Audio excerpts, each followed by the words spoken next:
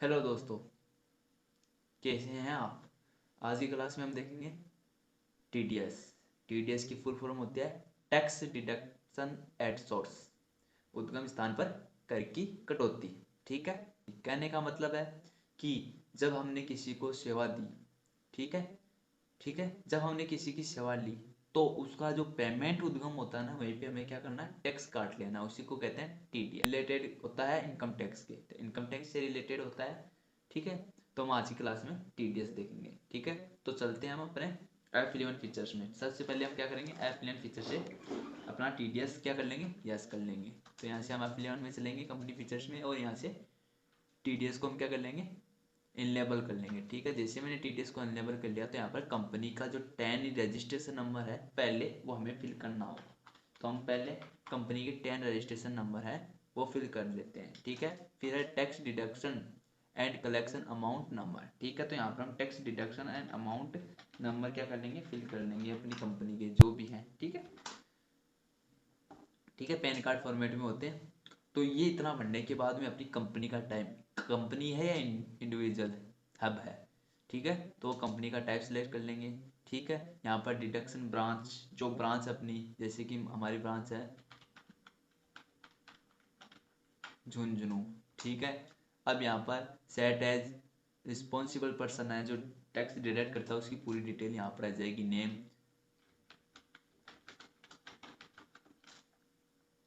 Name आ जाएगा उसका। ठीक है, आ जाएगा। ठीक है,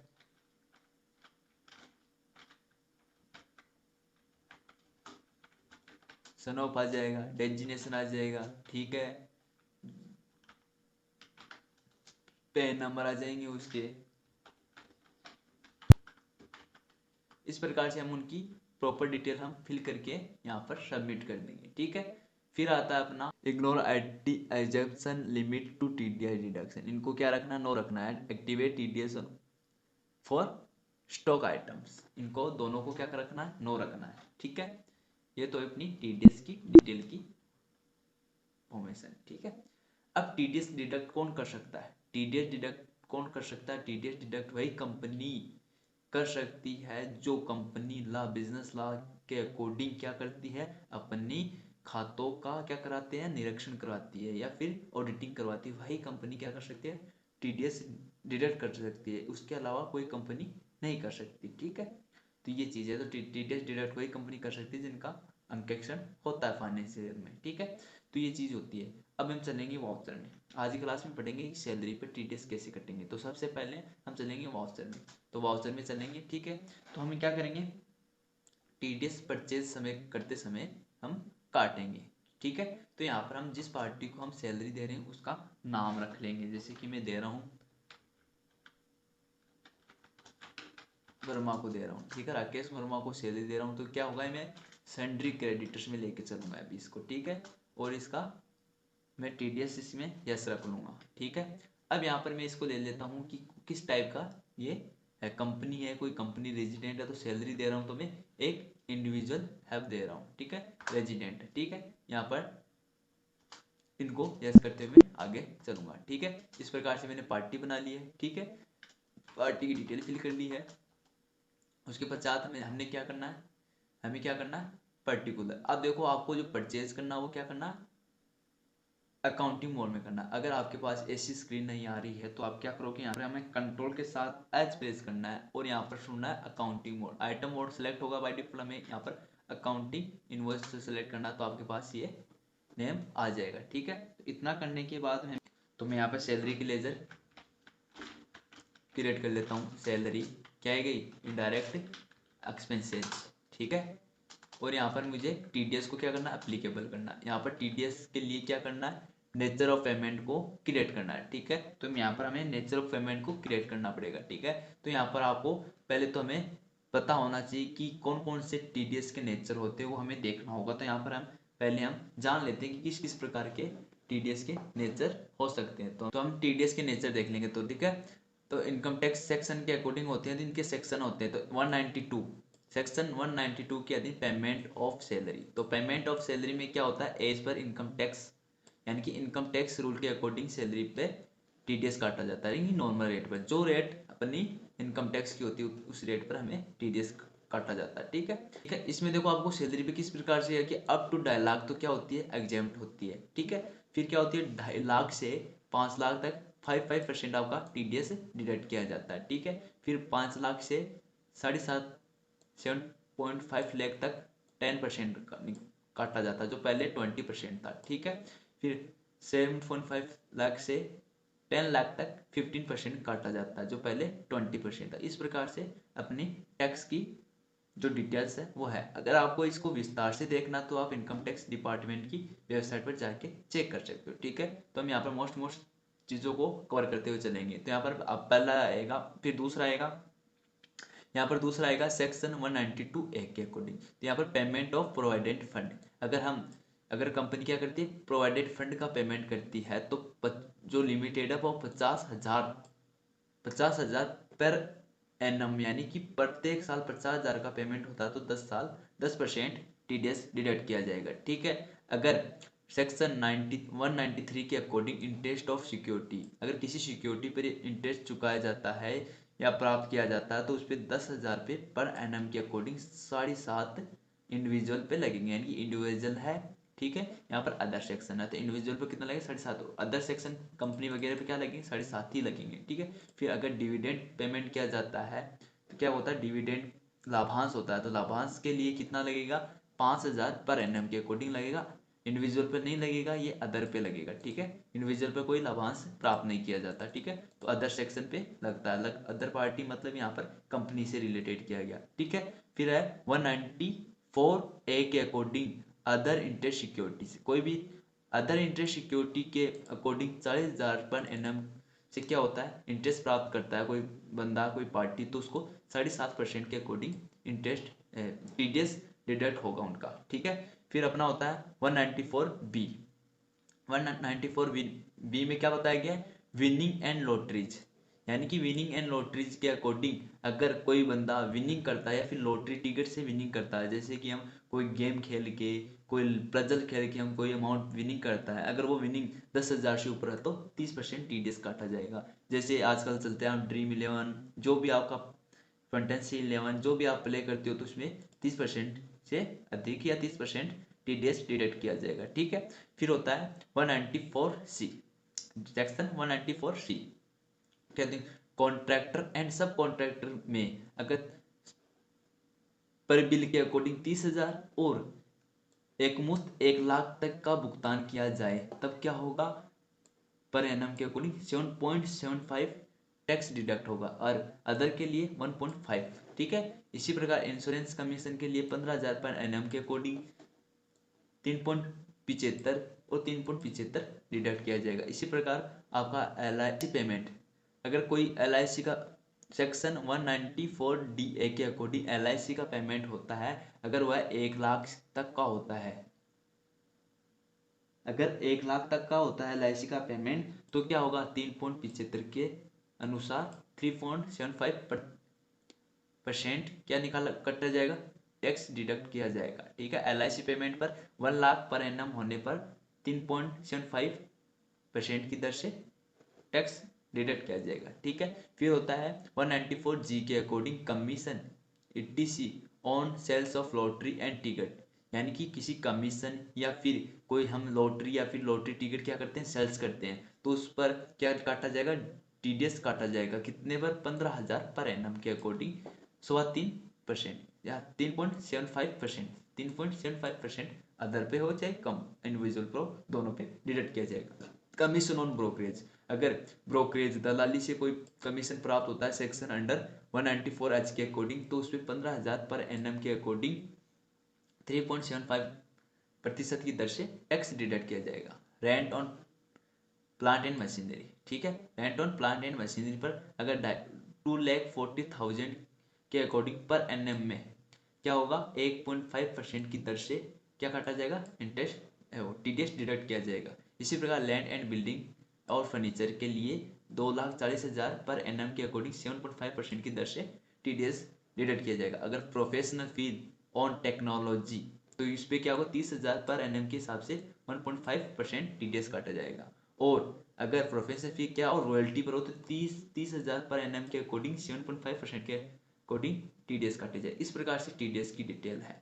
तो अगर आप इससे अधिक डिटेल लेना चाहो तो आप यहाँ पर इनकम टैक्स वेबसाइट पर जाके यहाँ पर सारी डिटेल आप प्राप्त कर सकते हो। रेट फॉर टैक्स डिडक्शन पर लगाओगे तो आपके पास ये आ जाएगा। इसमें करंट डेट आ जाएगी, जैसे सेक्शन मेंशन किया गया है, payment of salary, normal slab rate, ठीक है, payment of accommodation, balance of provided fund which the taxable on the of the employee ends of an employee. इस प्रकार से सभी सेक्शन मेंशन किए गए हैं यहाँ पर, ठीक है। इनकम बाय डिविडेंड, ठीक है। इस प्रकार से सभी सेक्शन और उनकी रेटेज और ये जैसे कि विनिंग वे, ठीक है। यहाँ पर हॉर्स रेस, यानी कि हॉर्स रेस में जो विनिंग होती है उस पर कितना होगा, 30% टैक्स डिडक्ट किया जाएगा, ठीक है। इस प्रकार से इनकी लिमिट है 10,000 रुपये। 10,000 से अधिक होगा अगर विनिंग हॉर्स रेस से हुआ तो 30% डिडक्ट किया जाएगा, ठीक है। इस प्रकार से सभी डिटेल यहाँ पर प्रोवाइड की गई। तो आप यहाँ पर इनकम टैक्स डिपार्टमेंट की वेबसाइट पर सब चीज़ें देख सकते हो, ठीक है। तो ये चीज़ें, तब चलते हैं हम अपनी टेली पे, ठीक है। तो यहाँ पर हमें सेक्शन क्रिएट करना होगा। जो सेक्शन हम लगा रहे हैं, तो सैलरी के लिए सेक्शन क्या होगा, या तो आपको याद होना चाहिए, फिर अगर याद नहीं है तो हम क्या करेंगे, यहाँ पर टीडीएस की हेल्पर से, यहाँ पर देखो एक बटन दिया गया है आपको,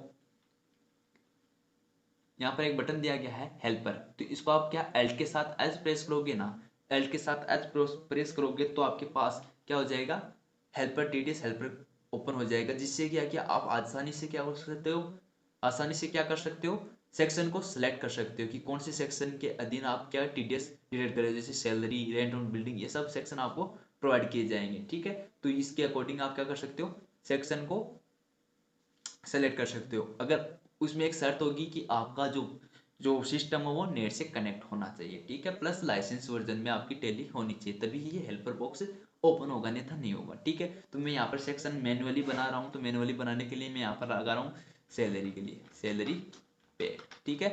सेक्शन है 192, हमने कहाँ से देखा, अपने फॉर्म से देखा। अब देखो जैसे आप सेक्शन जब मैनुअली सेलेक्ट कर रहे हो तब हमें सेक्शन नहीं दिखा रहा था। अगर आप क्या करोगे, ऑनलाइन सेक्शन सेलेक्ट करोगे तो यहाँ पर पेमेंट कोड, ठीक है, ये दोनों कोड आपको सेलेक्ट हो जाएंगे, ठीक है। अब अगर आपको यहाँ पर, अगर यहाँ पर value limit for a single bill ये शो नहीं हो रहा है तो आप यहाँ से क्या करोगे, F2 वाला प्रेस करोगे, ठीक है। और यहाँ पर अलाउ सिंगल बिल वैल्यू को यस करोगे। साथ में आप क्या करोगे, यहाँ पर allow tax rate without PAN, ठीक है, इसमें करोगे। इसका मतलब क्या हो गया कि आप क्या कि कोई पार्टी या फिर कोई बंदा आपको पैन कार्ड अवेलेबल नहीं करवाता है तो उस पर बाय डिफॉल्ट 20% टीडीएस डिडक्ट किया जाएगा, ठीक है। तो जैसे कि मैं, हमें सबको पता है कि टीडीएस सैलरी पे 2.5 लाख से अब हो तो डिडक्ट किया जाएगा, तो 2.5 लाख से अब होने पर टीडीएस डिडक्ट कर लिया जाएगा। तो यहाँ पर मैं लगा रहा हूँ, तो उसमें सिंगल भी इन्वेस्ट कितना होगा, अगर हमें पता है कि हम किसी कर्मचारी को पेमेंट कर रहे हैं, ठीक है, उसका पेमेंट 2.5 लाख से अब वो है, जैसे कि हम मंथली करेंगे 20,000 कर रहे हैं, 20,000 से ऊपर कर रहे हैं, मान लो 21,000 कर रहे हैं तो लगभग 2.5 लाख से ऊपर हो जाएगा। तो उसमें सिंगल बिल में हम क्या रखेंगे, उसकी मंथली सैलरी को रख सकते हैं, ठीक है। जैसे कि मेरे पास कोई कर्मचारी है, उसकी मंथली सैलरी 25,000 है, ठीक है। तो यहाँ पर मैं रेट मेंशन कर दूंगा कितनी रेट में लगाना चाहता हूँ, माना कि 5%, ठीक है। तो 5% दोनों साइड आ जाएगा, ठीक है।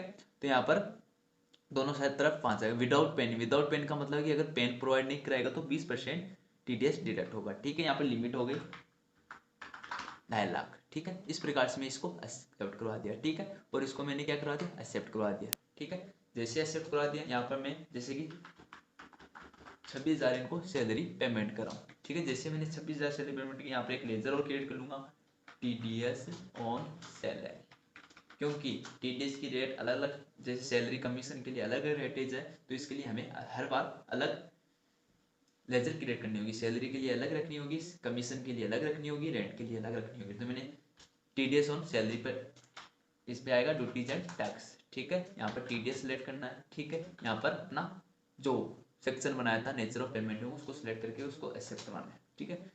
जैसे आप एक्सेप्ट कराओगे तो यहाँ पर आपका टीडीएस डिडक्ट हो जाएगा, ठीक है। हमने जिक्र किया था कि 25,000 से 25,000 या 25,000 तक का टीडीएस डिडक्ट नहीं होना चाहिए, तो वो नहीं हो रहा, ठीक है। जैसे आप 25,000 से 26,000 या 25,000 1 रुपये भी गए तो यहाँ पर टीडीएस डिडक्ट हो जाएगा, ठीक है। तो हमें यहाँ पर मान लो कि 26,000 पेमेंट करें, ठीक है।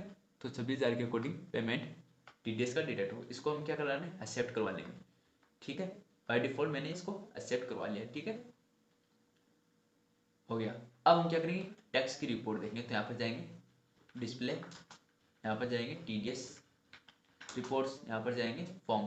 तो हमें यहाँ पर फॉर्म 26Q में हमें टैक्स की रिपोर्ट दिखाएगा। तो यहाँ पर दिखा रहा है, ठीक है, कि हमने क्या किया, 26,000 का ट्रांजेक्शन किया है। उसमें हमें क्या करना है, 26,000 का टोटल ट्रांजेक्शन है और 1,300 रुपये यहाँ पे टीडीएस के डिडक्ट हुए हैं। ठीक है, तो 1,300 रुपये हमें पेबल है, पेमेंट करने हैं टीडीएस का। तो हमें यहाँ पर जैसे ही हम यहाँ पर खड़े हैं तो हमें यहाँ पर टीडीएस का पेमेंट करना होगा। ठीक है, टीडीएस का पेमेंट करने के लिए यहाँ पर खड़े होकर हमें क्या करना है, एल्ट के साथ एस प्रेस करना। एल्ट के साथ एस प्रेस करेंगे, यहाँ पर टीडीएस का पेमेंट सेलेक्ट करेंगे और टीडीएस, तो यहाँ पर हम आल आइटम सेलेक्ट करेंगे, जिस जो भी अवेलेबल होगा वो सिलेक्ट हो जाएगा। आल करके हमें कैश कर रहा हूँ। ठीक है, तो यहाँ पर हमारा टीडीएस हो गया। ठीक है, तो ये अपना टीडीएस हो, इसको आप प्रिंट आउट भी कर सकते हो। जैसे आप कंट्रोल के साथ पी प्रेस करोगे और प्रीव्यू पर क्लिक करोगे तो इस प्रकार से इसका प्रिंट आउट अवेलेबल होगा। कंट्रोल एल्ट जेड से हम क्या करेंगे, इसको जूम आउट कर लेंगे। तो यहाँ पर कंपनी के बारे में सब कुछ आएगा, कितना टीडीएस हमें डिडक्ट हुआ है और किस प्रकार से हुआ, ये सब हमें फॉर्म में दिखा देगा। तो ये टीडीएस का फॉर्म जनरेट हो गया। ठीक है, इस प्रकार से हम इसका प्रिंट आउट भी निकाल सकते हैं। ठीक है, तो मैंने इसको एक्सेप्ट करवा दिया, पेमेंट करवा दिया। ठीक है, तो यहाँ पर हमने पेमेंट कर दिया है। ठीक है, पेमेंट करने के बाद में क्या होगा, आपको इसका चालान भी फिल करना है। ठीक है, तो चालान नंबर आपको क्या करना है, गवर्नमेंट वेबसाइट से जाके लेना। फिर जब हमें चालान नंबर अवेलेबल हो जाए, जब हमें चालान नंबर अवेलेबल हो जाए तो यहाँ पर आके हमें क्या करना है, एल्ट के साथ आर प्रेस करना, एल्ट के साथ आर प्रेस करना और चालान रिकॉन्सिल करना है। ठीक है, तो यहाँ पर हमें चालान से संबंधित डिटेल फिल कर देंगे, जैसे चेक नंबर, कौन कितने नंबर चेक से हमें पेमेंट हुआ है। ठीक है, चेक डेट, कौन सी डेट को ये पेमेंट हुआ है। ठीक है, और यहाँ पर बीसीआर, अपनी बैंक के बीसीआर कोड कौन से है तो चेक आ जाएंगे। ठीक है, और यहाँ पर चालान नंबर, जो हमें अभी चालान नंबर प्राप्त होंगे तो वो चालान नंबर डाल देंगे और यहाँ पर डेट डाल देंगे चालान की, और यहाँ पर बैंक का नाम।